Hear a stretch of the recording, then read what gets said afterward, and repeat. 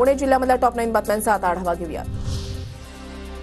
पुण्याच्या खडकवासला धरणामधून 35,000 क्युसेकनं पाण्याचा विसर्ग सुरू, मुठा नदीकाठच्या नागरिकांना सतर्कतेचा इशारा। पुण्यामधल्या डेक्कन नदीपात्रामधील भिडे पूल पाण्याखाली, पुलावरील वाहतूक बंद।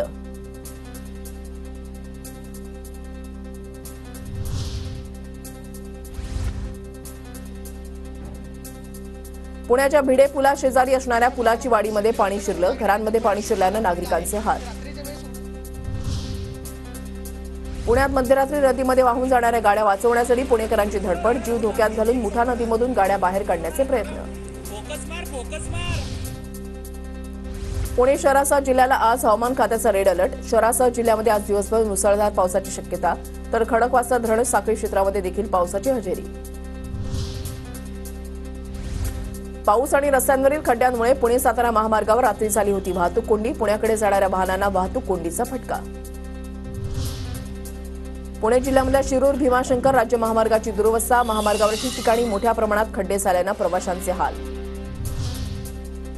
मुंबई बंगळुरू बाह्यवळण मार्गावरील कोंडी सोडवण्यासाठी अवजड वाहनांना बंदी, कात्रज देहू बायपास मार्गावर अवजड वाहतूक निर्बंध घालण्याचा पोलिसांचा निर्णय, सकाळी 8 ते 10 आणि संध्याकाळी 5 ते 9 या वेळेमध्ये निर्बंध असणार।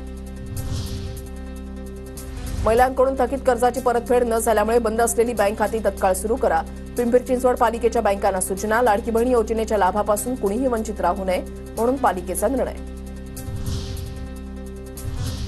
विविध जिल्ह्यातल्या टॉप 9 बातम्यांचा आता आढावा घेऊया।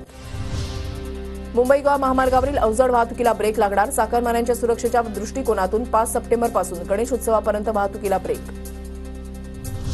बुलडाण्यामध्ये मुसळधार पावसामुळे पूर्णा नदीला पूर, नांदुरा ते जळगाव जामोद रस्त्यावरील वाहतूक काही काळासाठी बंद होती।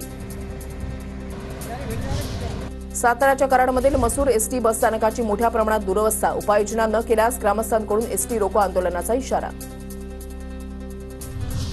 छत्रपती संभाजीनगरच्या पैठण तालुक्यामध्ये मुसळधार पावसामुळे नदीला पूर, सांगतपुरी गावातील नदीला पूर आल्यानं पाणी लोकांच्या घरामध्ये शिरलं, घरातील साहित्यासह व्यापाऱ्यांचं मोठं नुकसान।